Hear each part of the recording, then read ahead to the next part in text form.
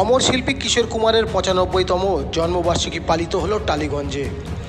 আজ সঙ্গীত শিল্পী কিশোর কুমারের ৯৫তম জন্মবার্ষিকী পালিত হলো টালিগঞ্জের ট্রাম ডিপো। তার জন্মবার্ষিকী উপলক্ষে চাঁদের হাট বসেছিল আজ। প্রথমে কিশোর কুমারের মূর্তিতে মাল্যদান, তারপরে প্রদীপ প্রজ্বলনের মাধ্যমে অনুষ্ঠান শুরু হয়।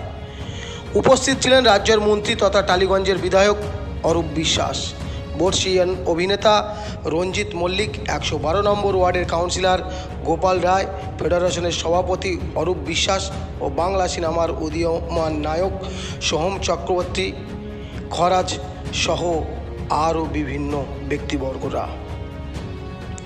টালিগঞ্জ থেকে জামালউদ্দিন সর্দারের রিপোর্ট, ৭২ ঘন্টা।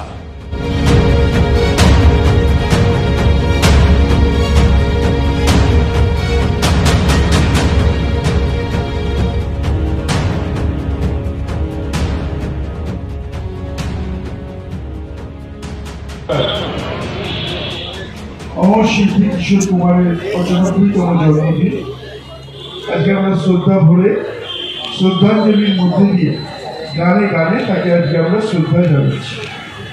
মূলত আমাদের মাননীয় মুখ্যমন্ত্রী মমতা বন্দ্যোপাধ্যায় তার উদ্যোগে এবং পশ্চিমবঙ্গ সরকারের তথ্য সংস্কৃতি দপ্তর, যা মাননীয় রাষ্ট্রমন্ত্রী ইন্দ্রনীল সেন তিনি রয়েছেন, এবং আমাদের federation of senior technician and workers union eastern ইন্ডিয়ার সভাপতি স্বরূপ বিশ্বাস,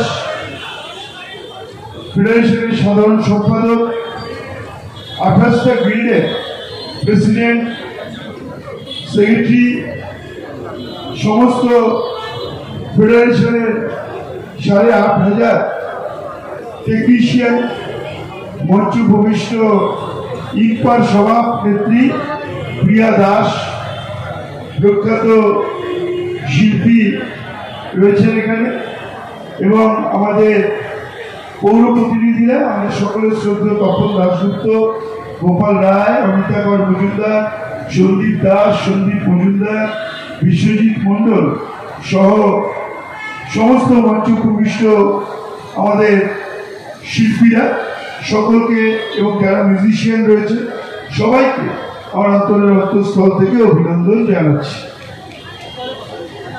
আমরা এই মূর্তিটি গৌতম ঘোষের উদ্যোগে শুরু হয় এবং তিনি উদ্যোগ নিয়ে মূর্তি স্থাপন করেন। পরবর্তীকালে ২০০৬ সাল থেকে আমি এই অঞ্চলের বিধায়ক হওয়ার পর থেকে আমরা এই অনুষ্ঠানটা করতাম অত্যন্ত ছোট্ট করে। পরবর্তীকালে আমি অভিনন্দন জানাই রাজ্যের মাননীয় মুখ্যমন্ত্রী মমতা বন্দ্যোপাধ্যায়কে, যে তিনি উদ্যোগ নিয়েছেন তথ্য সংস্কৃতি দপ্তরের তরফ থেকে। অভিনন্দন জানাই মাননীয় মন্ত্রী ইন্দ্রনীল সেনকে, তিনি উদ্যোগ নিয়েছেন আজকে এত সুন্দর করে গানে গানে শ্রদ্ধা জ্ঞাপনের অনুষ্ঠান করার জন্য। কিশোর কুমারের সম্বন্ধে বলার মতো ধৃষ্টতা আমার নেই।